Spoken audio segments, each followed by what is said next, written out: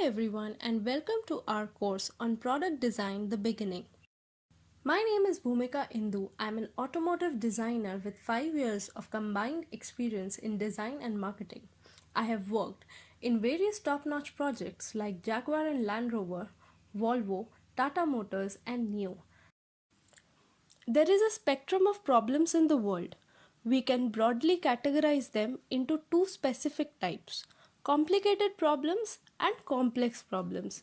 Complicated problems are problems that we understand and have a definitive process and outcome. For example, a bone marrow transplant surgery, it is an incredibly complicated procedure and has a standard process and outcome. Okay, design is not necessary for performing this kind of surgery. In contrast to these, complex problems are not fully understood and therefore do not have a specific solution. Design engineers work to solve complex problems. To better understand complex problems, organizations explore a problem space to discover insights and test their assumptions through an iterative process. In this video, we are going to understand one such iterative process. The general three-phase model is the most detailed model of design. In these three phases, which look very simple, this model guides the aspirant step by step from ideation to prototype. Following these steps, almost anyone can start the design thinking process and build an innovative product which is well recognized among the customers. In the first phase, we need to understand the opportunity.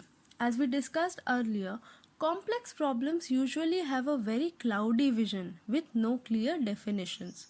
So first and foremost, we need to build a vision for the product.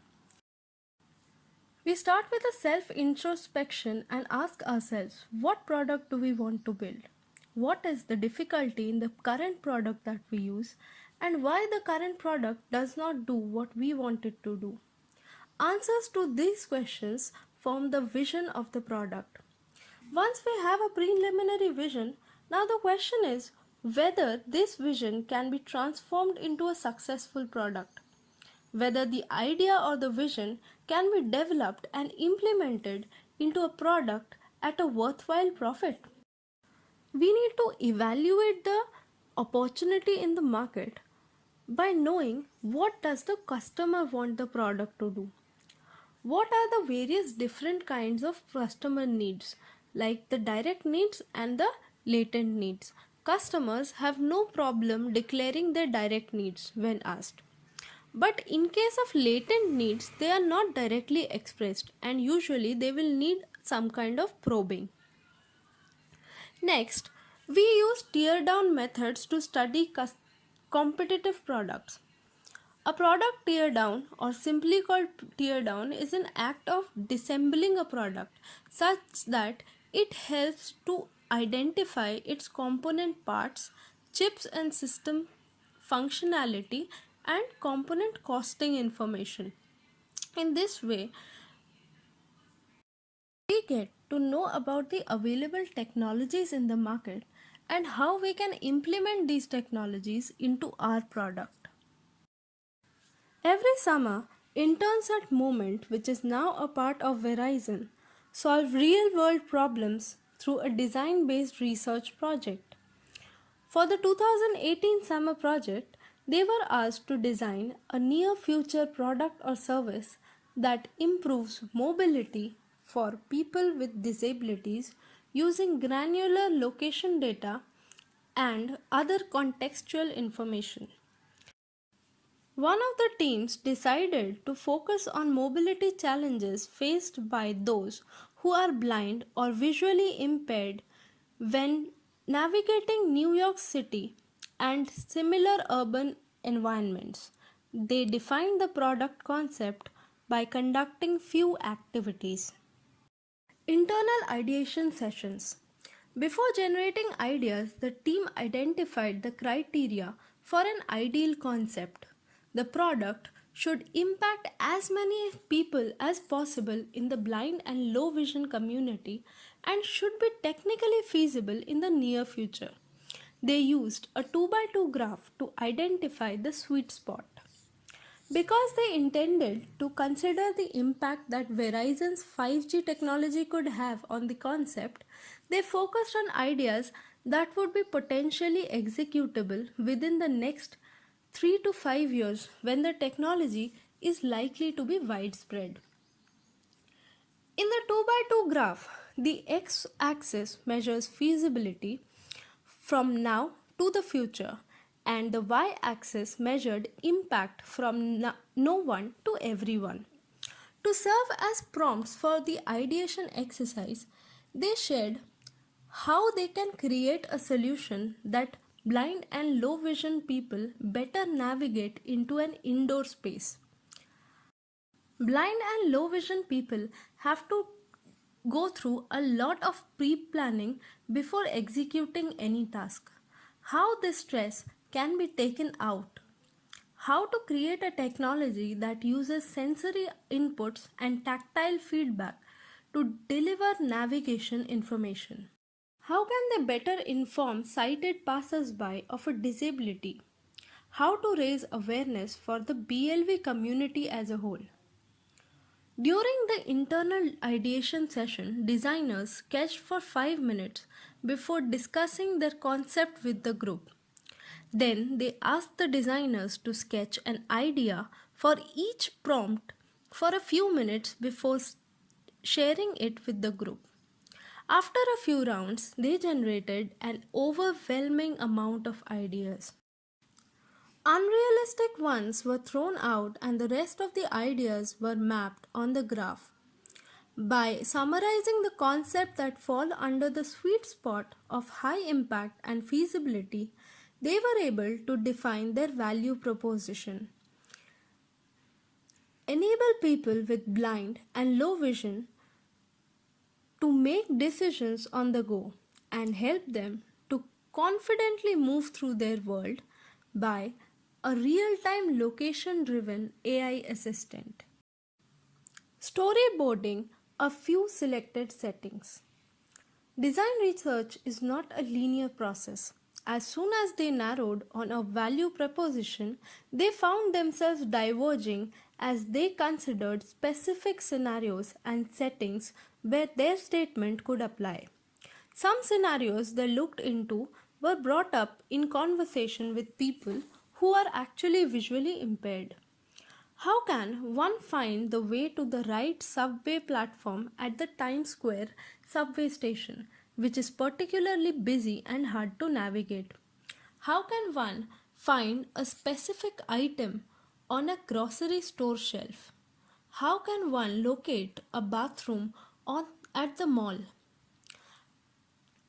How can one find a seat in a dark theater?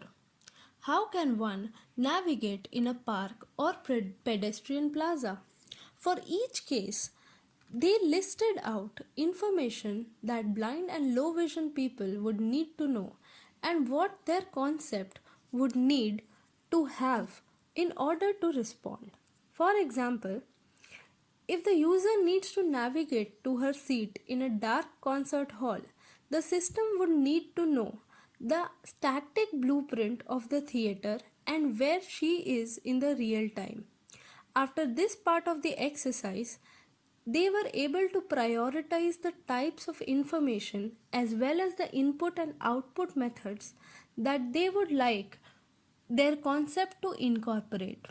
They validated their assumptions by storyboarding each scenario before finalizing a concept that would work in almost all of them. Finally, they could come up with a definition of the product. A smart guide system that uses voice input and provides granular navigation data through a customizable combination of audio and haptic feedback. On-site visit. As they drew and discussed storyboards for each use case, they realized that large and crowded transportation hubs pose navigation problems that can be found in other settings. Because the Oculus serves as both an entry point to the New York City subways and park trains and is a bona fide shopping mall, they decided to visit the site to validate their concept. They arrived roughly an hour after the rush hour so that they could safely try their experiment with DIY low vision glasses. One of the teammates, Darshan, put on the glasses and followed an imaginary narrative to temporarily set up into the shoes of someone with a vision impairment. Darshan was going to visit his friend in Hoboken in New Jersey for the first time. He needed to transfer from one line to another at the Oculus. Once he arrived at the Oculus, he found himself wanting to get a cup of coffee before continuing his trip. Along the way, another teammate Lauren served as a smart guide to Darshan to his destination and asked any questions he might have. They carefully took notes of the pain points that Darshan experienced. Stairs at the Oculus are wide and there are not enough handrails. Wayfinding signs have thick typeface, little color contrast, and often hide behind the building's ribs, making them difficult to locate. The lack of contrast in the path signage made it difficult to navigate to the train. The floor of the Oculus constantly changes. There are a few pop up shops and temporary seating areas that pose new challenges to blind and low vision people each time they visit. Nevertheless, the system they prototyped on the spot was able to guide Darshan. He was able to get a cup of coffee and navigate to the path train.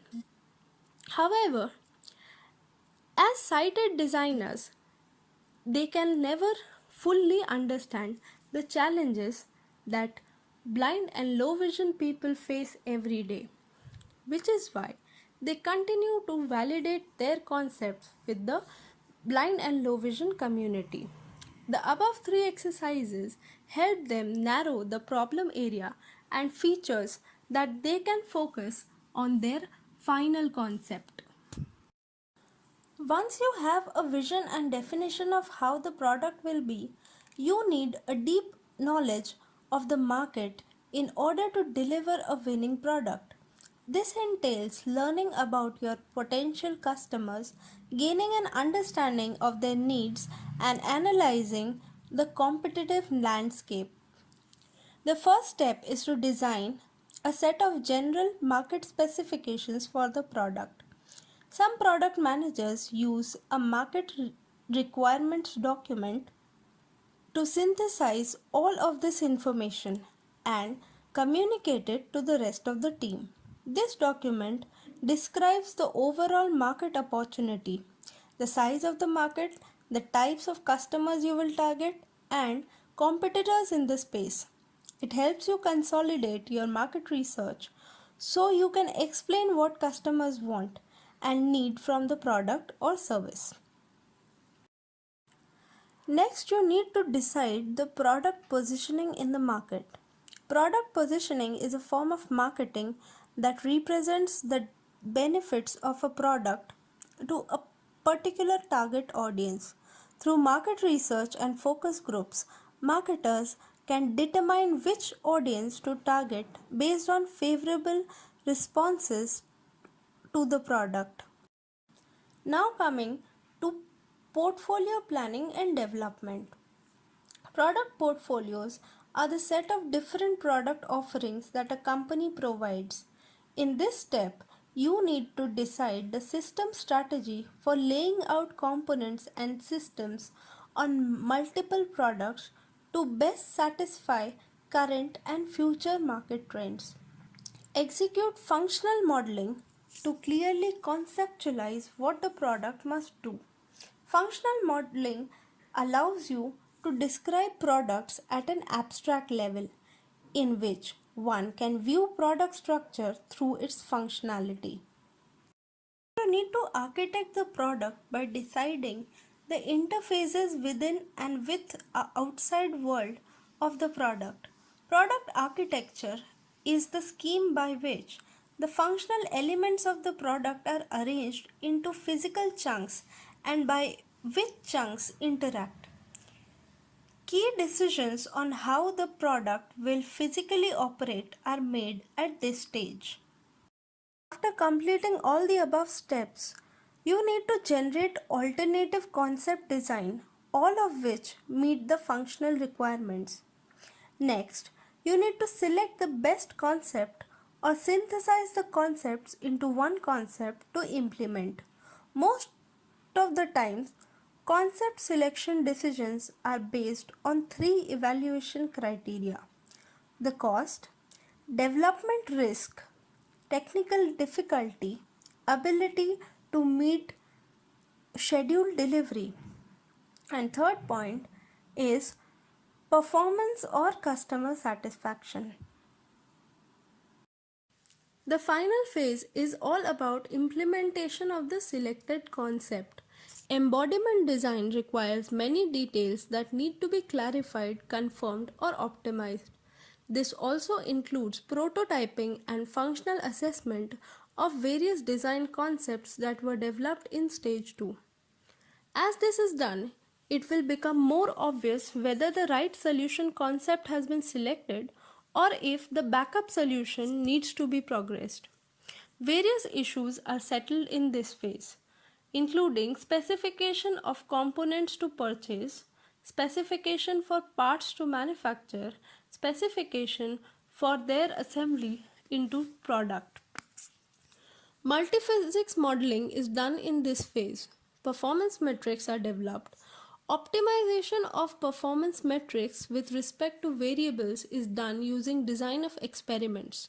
Design for excellence methods are applied on this product. And finally, robust design methods are applied to make the product performance immune to unexpected variations in the variable. In each phase, there are 4 different steps that need to be performed in order to reach the prototype of the desired product. In the next video, we are going to discuss in detail about each of these steps and the methods to complete them. Thanks for watching.